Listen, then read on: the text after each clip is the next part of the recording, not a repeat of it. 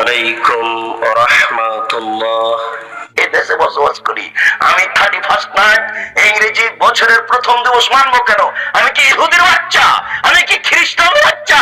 আমি এই ইংরেজি মাসের প্রথম দিনের মুখে লাথি মারি।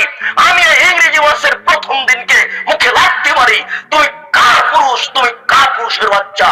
তোমার শরীরে পুজ আছে, তুমি মূর্খ, তুমি বর্বর, তুমি অসভ্য।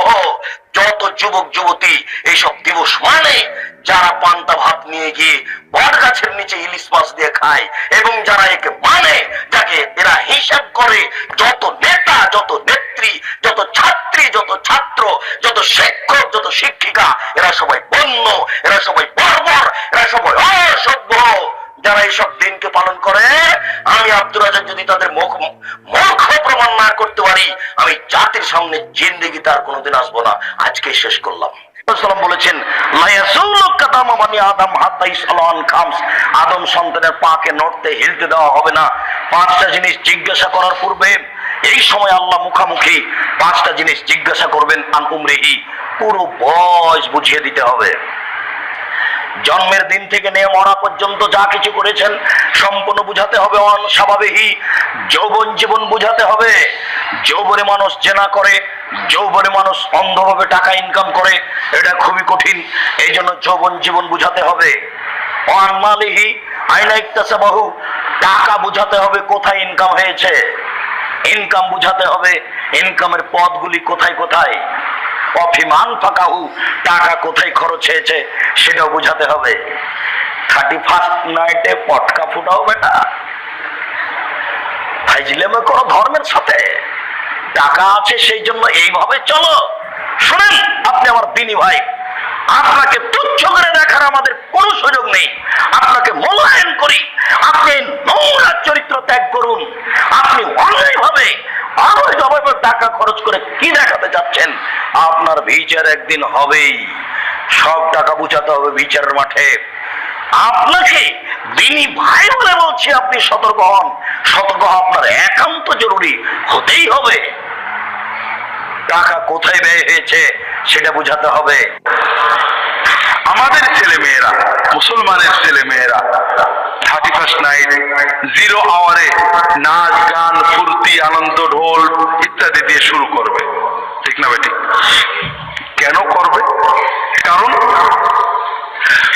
0 আওয়ার আনন্দ দিয়ে শুরু করলে সারা বছর আনন্দেই যাবে। এটা কি বিজ্ঞান সমর্থন করে? কোন যুক্তি, সাহিত্য, দর্শন এটা সমর্থন করে? বাঙালি জাতীয়তাবাদ, বাংলাদেশের মানুষ যুগ যুগ ধরে এই বিশ্বাস কখনো লালন করেছে? তাও করি। এটা ইউরোপ, আমেরিকা, রোমান প্যাগানিজম থেকে আমরা আমদানি করেছি।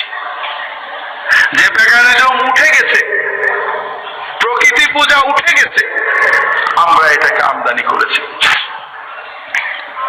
কেউ কি বলে যে ঠিক আছে বছরটা ভালো কাজ দিয়ে শুরু করা যায়?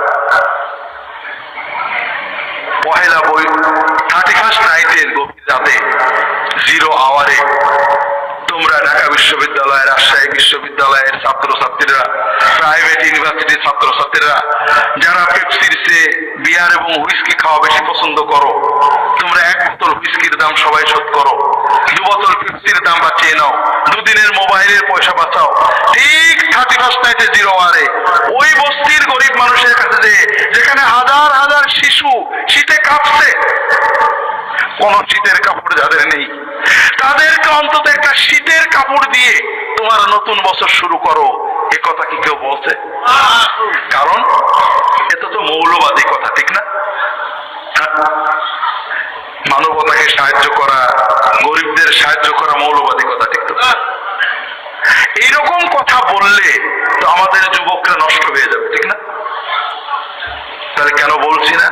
কারণ এই দিবসগুলোকে বাণিজ্যিক সাম্রাজ্যবাদীদের বাণিজ্য প্রসারের জন্য, দুটো স্বার্থ রক্ষার জন্য, একটা হলো তাদের কিনা বেচা বাড়ুক, আর একটা হলো আমাদের নতুন প্রজন্ম যেন পশুতে পরিণত হয়, খাওয়া দাওয়া ছাড়া কোনো নৈতিক চিন্তা তাদের না থাকে।